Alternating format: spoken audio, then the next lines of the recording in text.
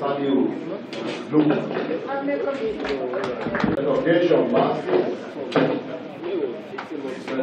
Master, are you with us?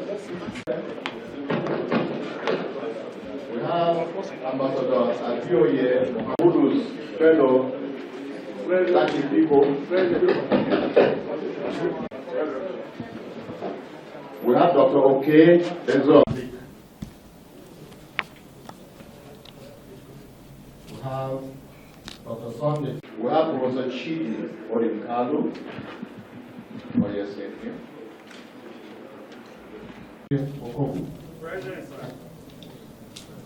We have Barrister Mrs. Salamatu Iswage. Welcome. We have Chief Mrs. Uwauma Olawongo. Welcome. We have Rivka Salakoesere.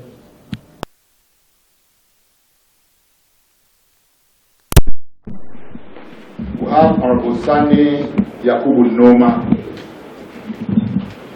Sani Yakubu Noma.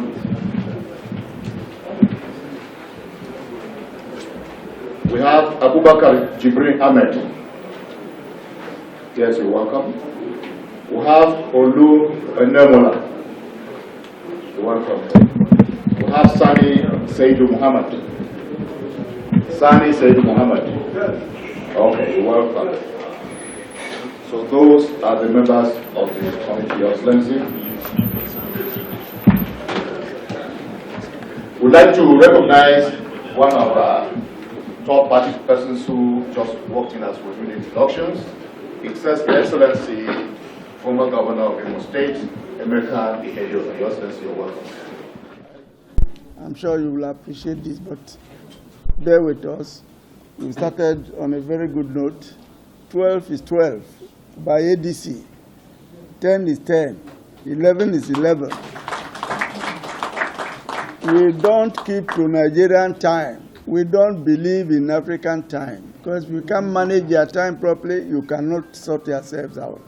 So thank you very much for being present. Chairman, I appreciate you getting you up so early in the day.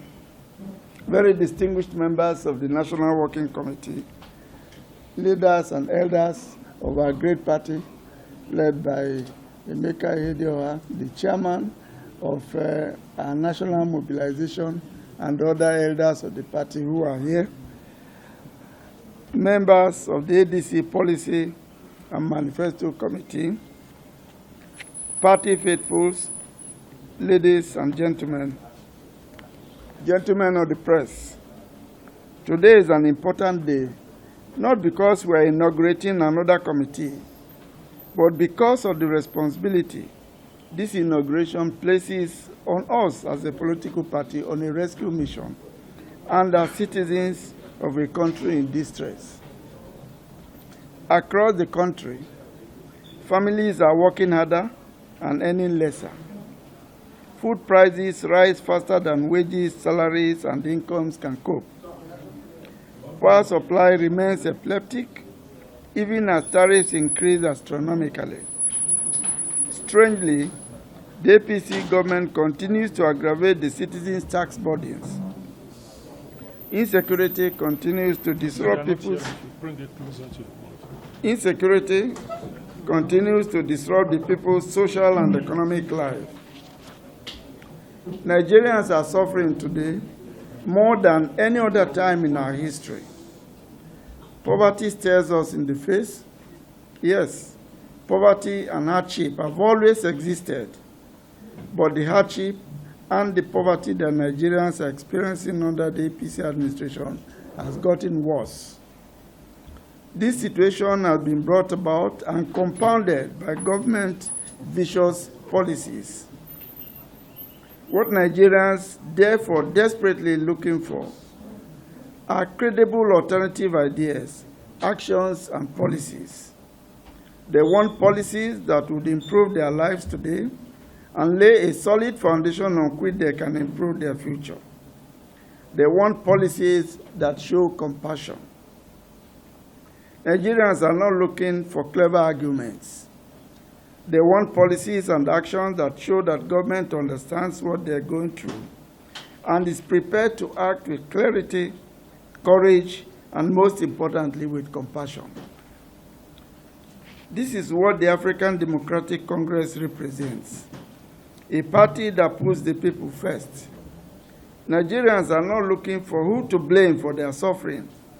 They already know who is responsible for that. And just in case there is anyone in the room here who doesn't know, it is the APC administration. They're looking for who will ease the pains. They want real practical solutions that address the challenges of today, not policies that expect them to continue to give endlessly. One thing I've noticed over the years, and I'm sure most of you in the room here can attest to, is that Nigeria does not suffer from shortage of ideas. What we suffer from is a failure to correct ideas to reality. Too often, policy in this country has been an academic exercise detached from the very people it is meant to serve. Documents are produced, committees are set up, reports are written, white papers are produced, yet nothing changes in the lives of the people, which is what matters the most. Policy is not about sounding intelligent. It is not about volume or complexity. You must resist the temptation to treat symptoms while ignoring causes. You must go beneath the surface. You must think out of the box. You must act hard. You must ask hard questions about why things are not working in this country. This is the burden before this committee. In recent years, government has continued to regale us with statistics about increased revenue, economic growth, and GDP performance. These figures are meaningless when they do not positively affect the lives of the people. A growing economy that leaves the majority of the people behind in poverty is fundamentally flawed. Economic progress must be measured by its impact on people's lives, not by statistics alone. Take energy, for example. When energy is expensive and unreliable, productivity collapses, businesses struggle, jobs disappear, and poverty deepens. Any serious policy conversation must be anchored on a simple but crucial question: how do we make energy affordable and accessible to the majority of our people? Government has removed fuel subsidy. The question is not whether subsidy removal is desirable or not. The real question is whether the people now paying more for fuel can see tangible benefits reflected in other areas of their lives. Clearly, the answer is no. Nobody can see any positive effect on the removal of fuel subsidy. Nigerians who are paying more for fuel, for food, for medications, for transportation, for housing, and electricity are asking very pertinent questions. What would their party do differently?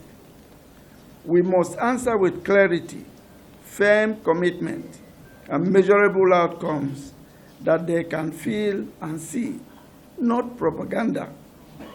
There must be no ambiguity in our answer. This is the task before your committee, my dear Chief. Consider transport and mobility. This is not merely a question of how much we spend on roads. Transport determines access to work, markets, schools, and hospitals. When movement becomes unaffordable, opportunity shrinks.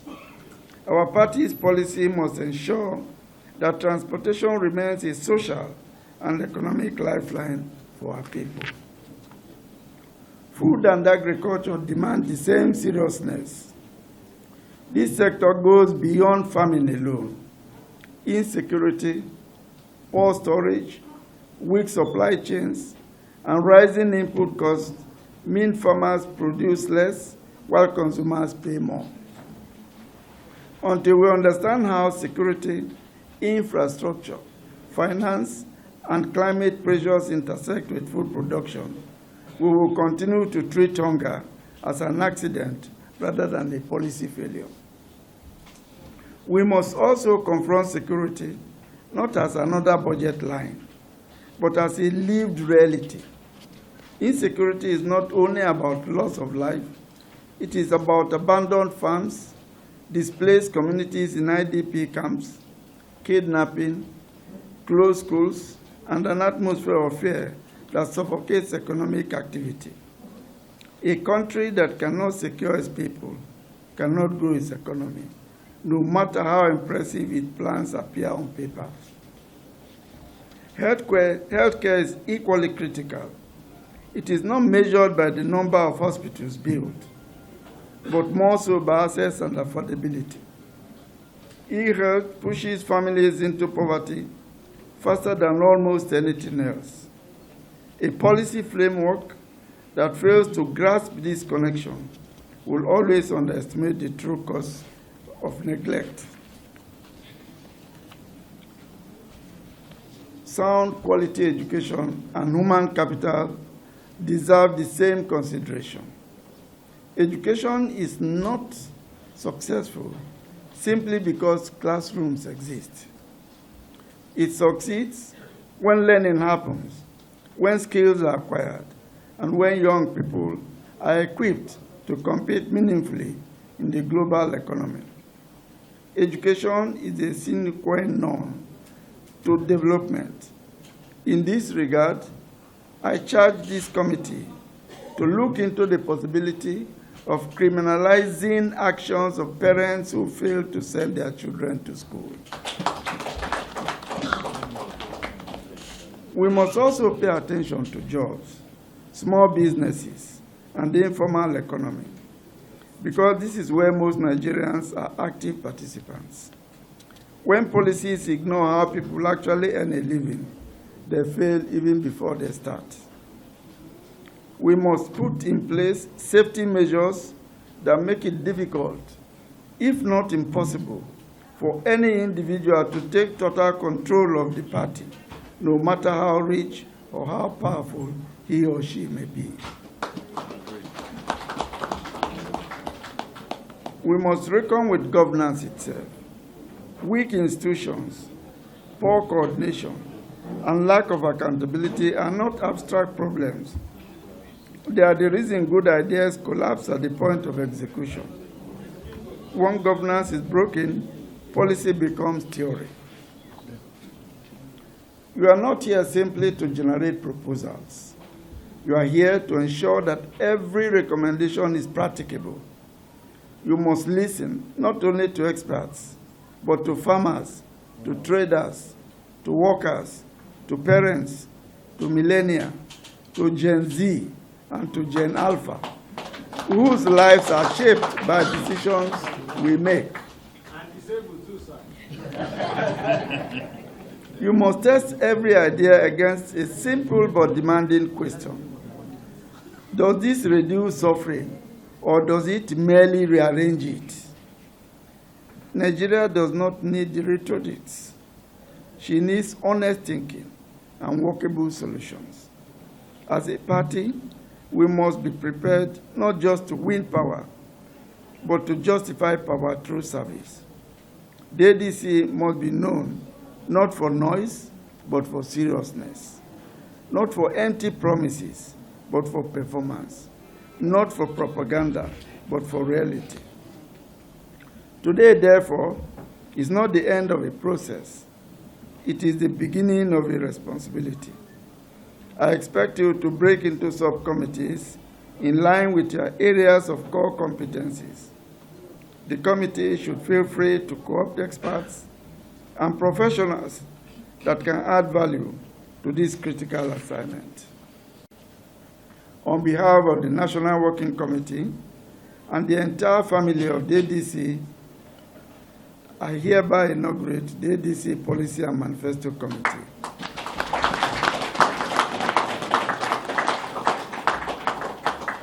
I charge you to work with intellectual rigor, moral clarity, and a deep sense of national duty. May your work help to build the country of our dream. God bless the African Democratic Party Congress. God bless the African Democratic Congress and the Federal Republic of Nigeria. Thank you. Thank you very much. Chairman, we are handing over to the National Legal Advisor, who is going to formally administer the oath of office on the member. We'll just tarry a little bit while the forms are being distributed. Policy and Manifesto Committee, a little while inaugurated. It is now my honor and pleasure to administer the oath of allegiance on you, the chairman and members of the committee. May I respectfully ask that you stand for this exercise. Well, Dr. Chike, we understand. You will see the copy of the oath of allegiance, which you will read starting with your name. You indicate your name. When you say do solemnly, you may either swear or affirm. Some people don't like to swear, they will have to affirm. So, on the count of 3, you will start reading by saying I, followed by your name. 1, 2, 3, go. I.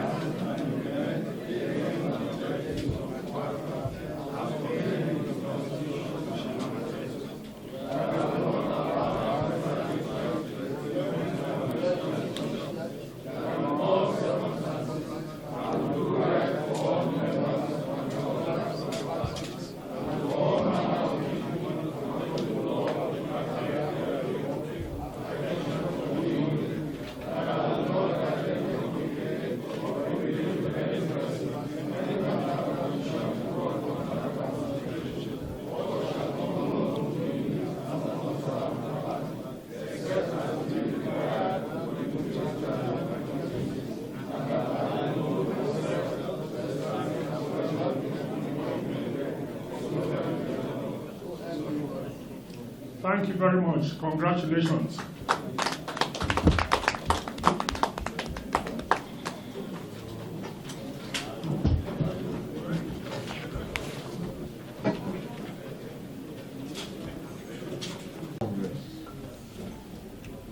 I want to thank you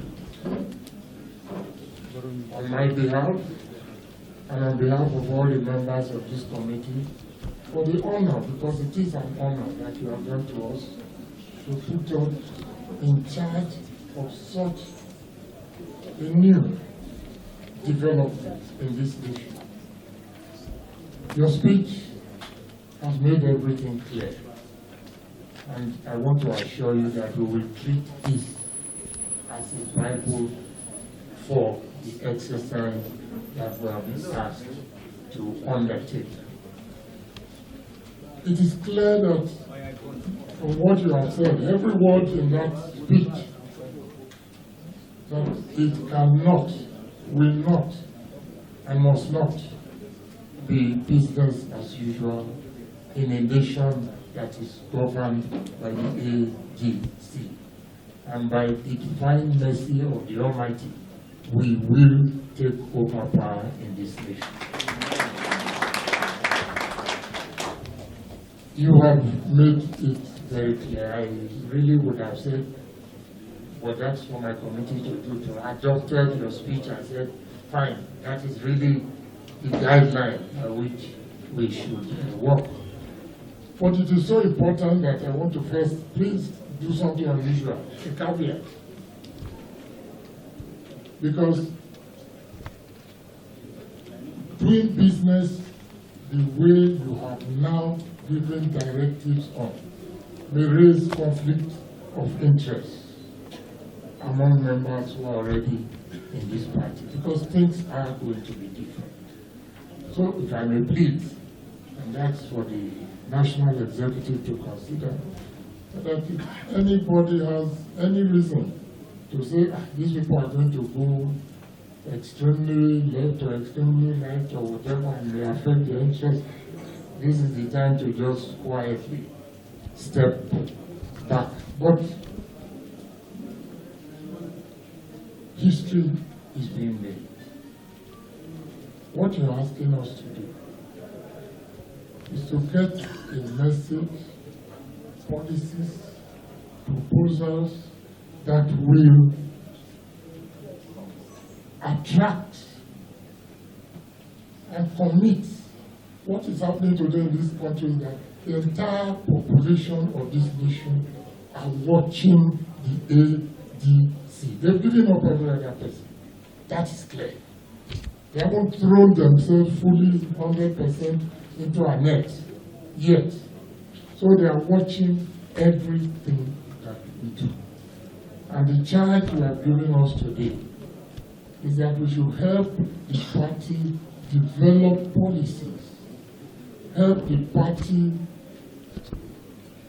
come out with a manifesto that will tie, that will become a contract, that will tie the nation, that will make everybody in this country see, as the years go by, what difference an ADC government is making to their lives.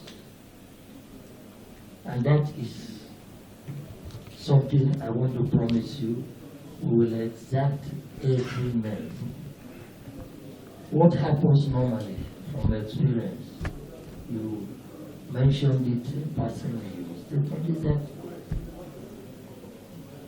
we have spent trillions with very little to show for it in terms of the lives of the people. Why? Immediately a manifesto is written, I'm not sure it doesn't go straight into the archives. Because if you remember, the emperors that govern us usually come out with their own programs immediately. Even their programs they don't faithfully execute. Because the reality today is that we are in a contractor-governed nation. Proposals are prepared by contractors. The profits are already shared by all those who have interest. Pressures are put on the governor or the presidency officials. The project gets approved. Nothing to do with even his own program that he came with. Certainly nothing to do with the manifesto they have already approved. So we are going to, from what you yourself have said, have policies that the ordinary man can identify with, programs that the ordinary man can identify with. The result of what we have been doing, let me go back one step, is that there's a lot of movement, there's a lot of noise, there's a lot of everything in this nation, but you cannot name a single area in this nation in which the problems, the challenges have been ameliorated. Not one. Decades on and decades on. You cannot point to electricity, which you mentioned, and say, at least we have power. You cannot point to transportation and say, at least I can drive home comfortably. You cannot sleep and be in your house and say, I'm secure without buying all the metal reinforcements and everything that to prevent or make it difficult and challenging for somebody who wants to attack. So the drama, the message, the attitude, the approach to governance must change. And we're adopting your beautiful statement, and I want to say we are going to do everything in our power. The party, to some extent, must be able to influence those they put in government. We must find an imaginative way. We must not elect them, they become emperors, and we all dance around looking for petty jobs to do. Meanwhile, the people that put us there have been totally, they are not relevant anymore. So things are going to change. We are going to, through your leadership and the message you have so eloquently, very eloquently passed on to us today, do our very best to ensure that the path that you have now clearly enunciated will become the mantra of this party that will bring the entire nation to know, finally, that yes, they are watching us. Are they serious? Are they going to be different from the others who some of them are the same faces? But I think the manifesto, we hope the party will finally adopt in a language that the ordinary man can understand and see how he himself fits into it. We change the dynamics of politics in this nation. I thank you once again for what you have done. And on behalf of my colleagues, I have read the names, I've looked at a few of the faces, and I'm very glad, very happy that you've given us a formidable team to work with. And it is our hope that at the end of the exercise, you will have every reason to say, yes, thank you, boys, you made the right choice. God bless you, sir. ADC, ADC, ADC. I couldn't stop laughing. This thing, it takes time for it to peel off. Thank you very much. Baba.